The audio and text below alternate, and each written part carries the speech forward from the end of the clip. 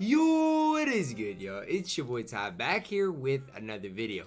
In this video today, I am going to be going over the top 10 centers in NBA 2K21 MyTEAM. Now, these are primary centers, so it's not like a Blake Griffin will not be on this list because he is primary power forward. These are just primary centers. Now, I will say we have gotten a lot of good primary centers recently, including the unlimited reward Kevin McHale. Where will he be on this list? You guys will find out, but before we dive into that, if you are new to my channel and have not yet, please smash that subscribe button as we're on the road to 50,000 subscribers.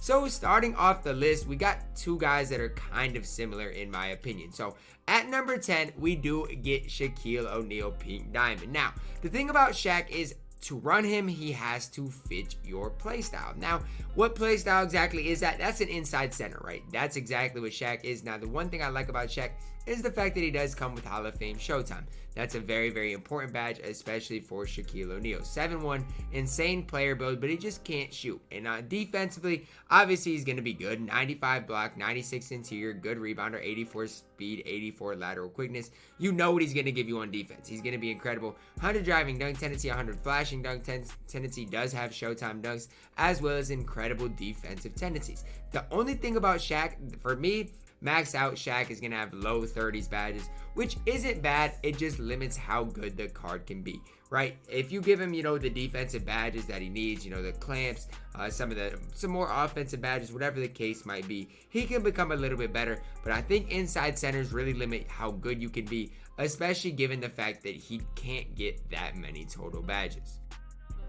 Coming in at number 9 on my top 10 center list is a guy that is very, very similar to Shaquille O'Neal. When I say very similar, these cards, if you play with them both outside of player models and height, you would hardly be able to tell the difference. Yes, they give you a little bit different stuff, but at the end of the day, they are going to basically feel the exact same. Now, the only reason I'm taking Dwight Howard over Shaq is because I've noticed more competitive people are running Dwight Howard than Shaq. And there's not a lot of people running either of them, to be honest with you. 52 3 ball, which I guess is a little bit better. Still not, super great. 97 driving dunk. Defensively, very, very solid. 96 block, 95 interior. Decent enough perimeter. 66 isn't terrible. Good rebounder. 88 speed and 84 lateral quickness.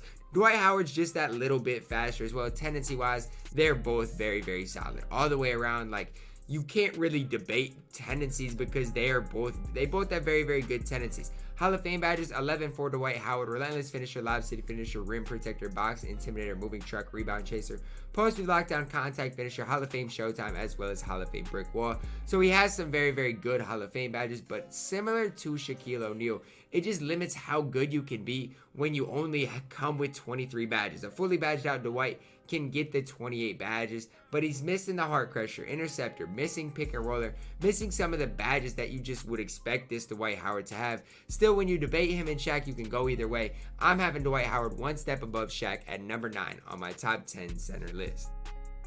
Coming in at number 8 for me is Diamond Chris Bosh. Now, I'm high on Chris Bosh because I used him in a competitive setting for quite a while, and he held his own. Now, do I think on the defensive end he is great? No, he's not, okay?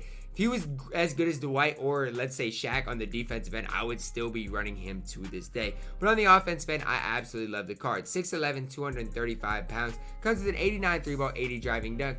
Defensively, he's just pretty mid. 79 speed, 70 lateral quickness, not great interior, decent. I mean, it's 89, it's decent enough. Perimeter defense isn't that great. 95 driving dunk tendency, hopping on down to the defensive tendencies, which are decent enough. I would say he holds his own on the interior, but it's nothing that's going to blow you away. Even if you look at his badges, it's not like he has Hall of Fame defensive badges either. He does have Hall of Fame catch and shoot, corner specialist, volume shooter, clutch shooter, hot start. But look at the 23 gold badges here. You got rim protector, box, heart crusher, intimidator, moving truck, rebound chaser, post move, lockdown. So most of the badges he does have on gold, including flexible release, green machine, and range. Now, the one thing I don't like about Chris Bosh on current gen is the fact that he has steady shooter. Remember, on next gen that does turn to blinders. But if you fully badge out Chris Bosh, right, if you give him Showtime, I think he does have Showtime dunks. You give him interceptor, give him some of the other badges. I think max fully badged out Chris Bosh is night and day difference from a guy like Dwight Howard.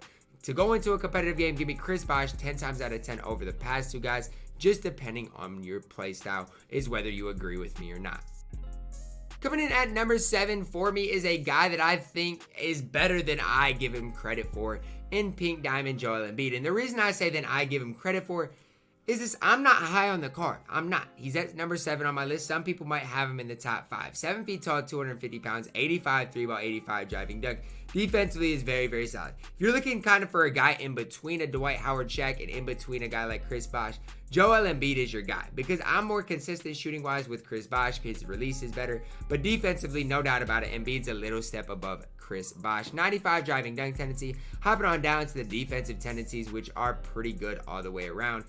10 Hall of Fame badges: pick and popper, rim protector, hard crusher, intimidator, moving truck. And that's why I say on the defensive end, he's better than Bosh. It's not necessarily the stats, but if you got Hall of Fame rim, hard crusher, and intimidator, as well as moving truck, you're obviously that step above. 20 golds, catch and shoot. Also comes with box, defensive leader, worm, pick and roller, hot zone hunter, hot start. Now he does have the silver range, can't be upgraded to gold, but silver range is fine on Embiid in the pick and pop type setting. Does come with bronze, rebound, chaser, that definitely needs to be upgraded. Now, if you fully badge Embiid, you give him the clamps. I don't know if he gets Showtime dunks, but if he does, and you give him that as well, I think he's just one step above Chris Bosh.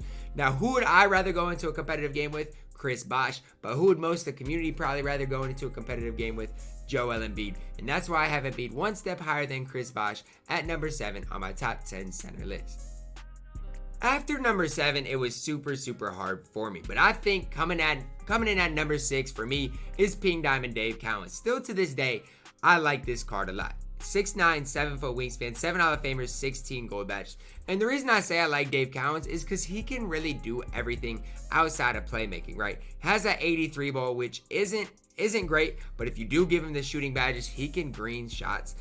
85 driving dunk, 82 speed, 89 lateral quickness. Like I said, kind of a mix between Dwight Howard and Joel Embiid, just because he's not as fast as a Dwight Howard, but I love his lateral quickness. Look at his defensive badges. He's got it all. And it's just, he can move. The one thing I like about Dave is he can move. I love his defensive animations as well.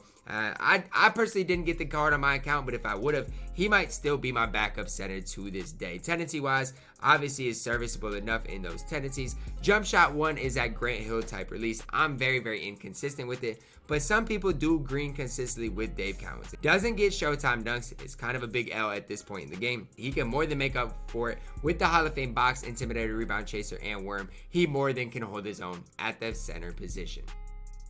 Now is where things get very interesting. I'm going to get a lot of heat for this.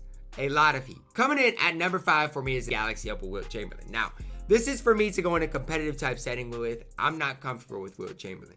I'm going to explain why. 7'1", 8 foot wingspan, I love it. Okay, 90 speed, I love it. 85 lateral quickness, I love it. Playmaker wise is decent enough. I like his speed with ball. Defensively, you couldn't ask for more. I get all that. He's got gold Showtime. Nice, okay? If he had Hall of Fame Showtime, he might be higher, but that's just another side to him I don't love. And look at the shooting wise. You need to apply all these shooting badges. Once you give him every shooting badges and fully badge him out, I guess you can maybe make the argument he could be higher. But the problem is he's an inside center. So the thing is, what does this Wilt Chamberlain really give you over Dwight Howard? Yes, he's a little bit better on the defensive end, but that's really it. He's got a few more badges. He's better than Dwight Howard. I'm not debating that. But you guys saw how low I put the Dwight Howards and Shaqs of the world. Wilt Chamberlain is a slight improvement over those guys, and that's why I have him at number 5. Yes, his tendencies are incredible. Yes, he has, I can't say his SIGs are incredible, but he does have Showtime dunks. It's just for me, using him in a comp type setting, I don't know. Just the way he moves, he doesn't move as fluid as a Bill Russell. And for me, I can't go any higher with number 5 for Wilt Chamberlain. If you have Wilt at number 2 on your list, that's fine with me. It's just 2 through 5 was just, you just throw him at, you could throw him anywhere, to be honest with you. But for me, I couldn't go any higher than number 5 for Galaxy Opal Wilt Chamberlain.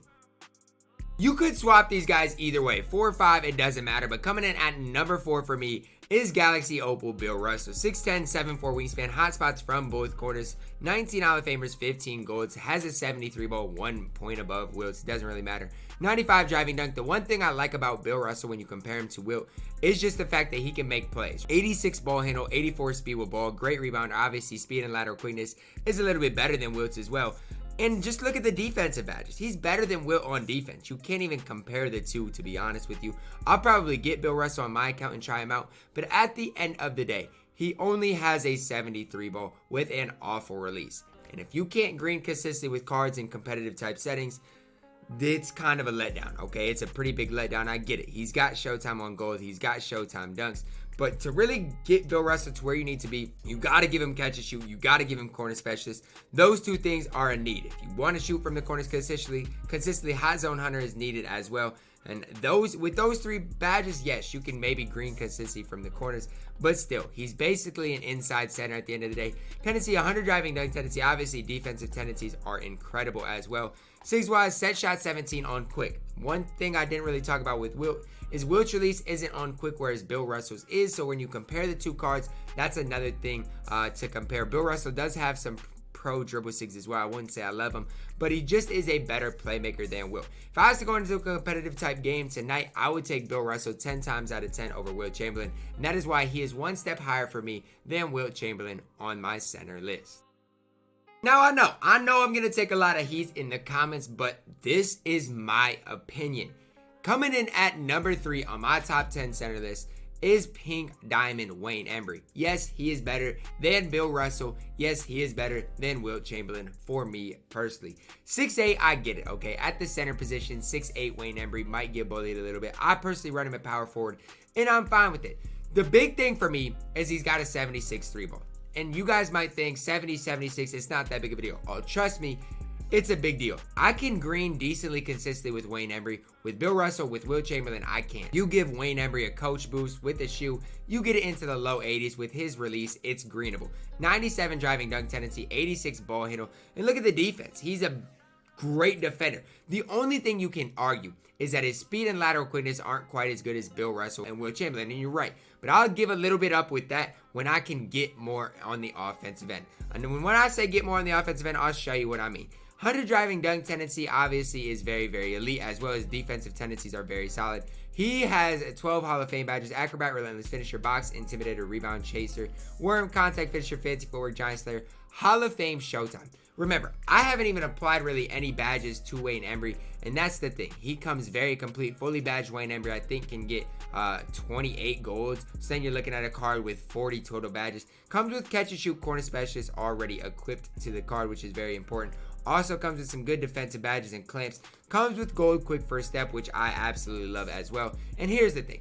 If I really wanted to make Wayne Embry even better, I'd give him the flex release, give him the range extender, and make him that much better. I think a fully badged out Wayne Embry is 1 step ahead of Wilt and Bill Russell. Again, that is my personal opinion because I can shoot better with the card and because he does give me the Hall of Fame Showtime. I did not want to put DeMarcus Cousins this high on my list. I didn't at all. But the thing is, on next gen, if you take next gen into consideration, I think I have to.